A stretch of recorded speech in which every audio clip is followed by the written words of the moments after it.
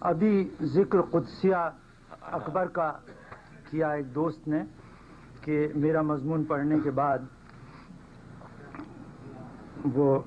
انہوں نے حجاب اختیار کر لیا. ایسا نہیں ہے، وہ حج کرنے گئی تھی اور اس کا کریڈٹ حج کو جاتا ہے، مجھے نہیں.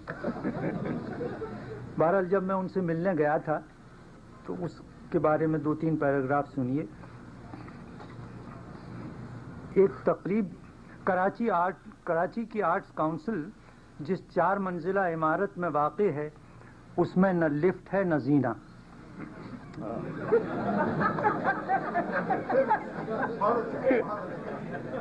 صرف ایک ریمپ ہے جسے ہم ایک عمودی یعنی کمر توڑ چڑھائی کہہ سکتے ہیں. یہ واقعہ ہے، اس میں کوئی زینہ نہیں ہے اور نہ لفٹ ہے، ریمپ ہے. ایک تقریب کی تفصیلات طے کرنے کے لیے میں قدسیہ اکبر سیکریٹری آرٹس کاؤنسل سے ملاقات کے لیے آرٹس کاؤنسل پہنچا تو وہ ڈرائیو وے میں کار سے اتر رہی تھیں. سخت گرمی تھی اور ان کے گلے کے چاندی کے چوکر پر پسینے کی ایک بوند کسی ضعیف الاعتقاد کے مذبذب ایمان کی طرح لرز رہی تھی.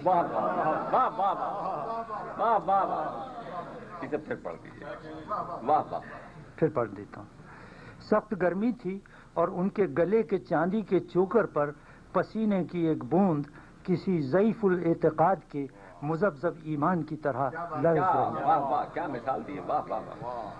مرزا عبدالودود بیگ نے ہمیں آگاہ کیا تھا کہ یہ گلو بند در حقیقت پلیٹینم کا ہے، محض ڈاکوؤں کو دھوکہ دینے کے لیے چاندی کا مشہور کر رکھا ہے. محترمہ نے دریافت کیا، آپ نیچے بات کرنا پسند کریں گے یا اوپر؟ صاحبو، ہمیں اس وقت تک آرٹس کاؤنسل کی عمارت کے اوپر اور نیچے کا فرق معلوم نہیں تھا. ہماری چھٹی حص نے بے درنگ کہا کہ ہر چیز کا اوپر اس کے نیچے سے یقیناً بہتر ہوتا ہے.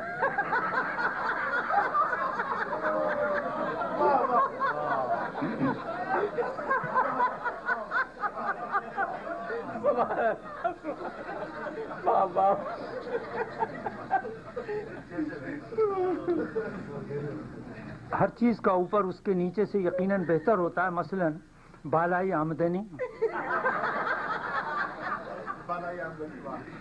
دہی کی اوپر والی تہ، کافی کا پہلا گھونٹ، کیک کی آئسنگ، مرمیڈ کا بالائی حصہ. لہذا ہم نے اوپر کے لیے آپٹ کیا. یہاں یہ بتاتے چلیں کہ ہم نے زندگی میں جتنے بھی غلط فیصلے کیے ہیں وہ سب 6th سینس کے کہے میں آ کر کیے ہیں. اس عمارت میں نہ لفٹ ہے نہ زینہ، ایک لامتناہی ریمپ ہے. جب ہم سطح سمندر سے 50 فٹ کی بلندی پر پرواز کیے بغیر پیر پیدل پہنچے تو ہمارے تجربے بلکہ نا تجربے کاری میں ایک اور اضافہ ہوا. ہم نے سن رکھا تھا کہ جن چیزوں کا نچلا حصہ بہتر ہوتا ہے وہ معدود چند ہیں، یعنی شربت، کھیر اور زردے کی کھرچن، گنے کی نچلی پور، سانپ کی دم، پارلیمنٹ کا ایوان زیریں،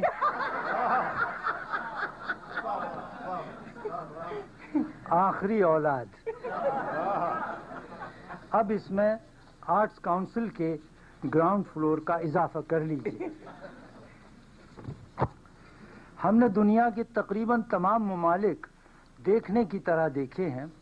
بزدلی نے الحمدللہ ہمیں بیرون ملک ہر ایسی تفریح اور تجربے سے باز رکھا جس میں ذرا بھی لطف یا انجوائمنٹ کی ملاوٹ ہو.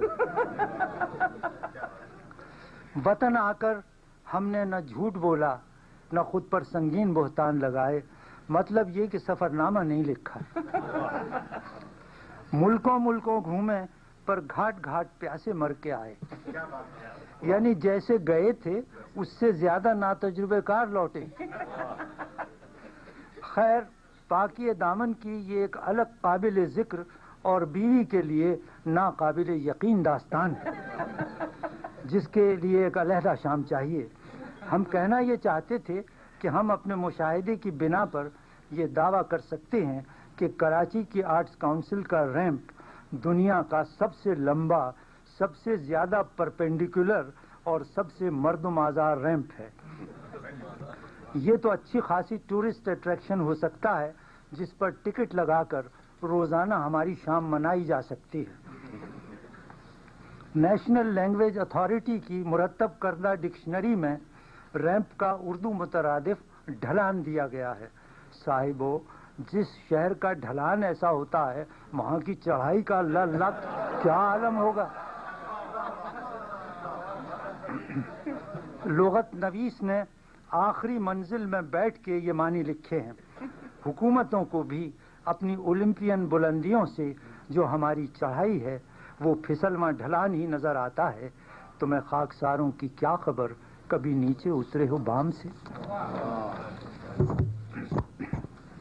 مغرب میں ایسے ریمپ صرف انویلڈ چیئرز اور ان خواتین کی سہولت کے لیے بنائے جاتے ہیں جن کے پیر اردو محاورے کے مطابق بھاری ہوں۔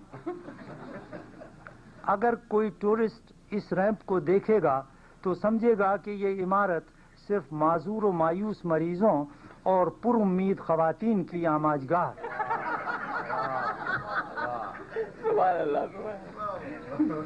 میں نے ذہن پہ بہترا زور دیا کہ ایسا ریمپ بنانے کی آخر کیا معقول وجہ ہو سکتی ہے۔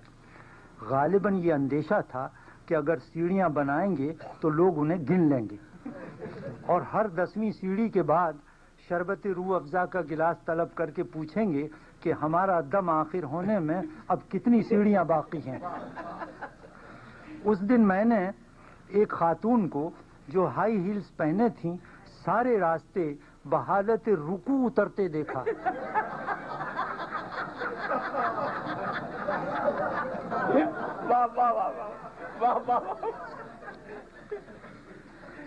اور ان کے پیچھے ایک باریش بزرگ اس طرح پھونک پھونک کے قدم رکھ رہے تھے جیسے خدا نہ کرے ان کے پیر کو بھی وہی اردو محاورہ ہو گیا۔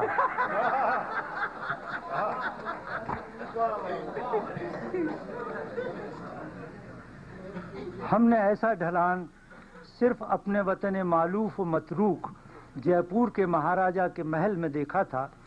وہاں ایک چھوٹے سے رتھ میں جسے نازک اندام پاتریں کنیزوں کو کہتے ہیں، جسے نازک اندام پاتریں کھینچتی تھیں، ضعیف العمر اور بے حد موٹے مہاراجہ کو بٹھا کر رن باس یعنی بھرے پورے حرم میں پہنچایا جاتا تھا۔ سنتے آئے تھے کہ وہ جوانی میں بھی اتنا موٹا اور بے ہنگم تھا کہ 6-7 پاتریں مل کر اسے بستر ندامت پر لٹال دیتی۔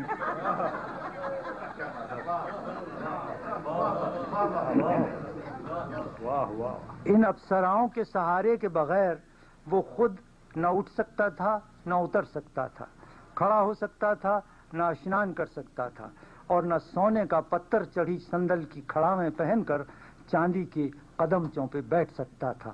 مختصر یہ کہ حکومت کرنے کے علاوہ اور کچھ نہیں کر سکتا۔ واہ واہ۔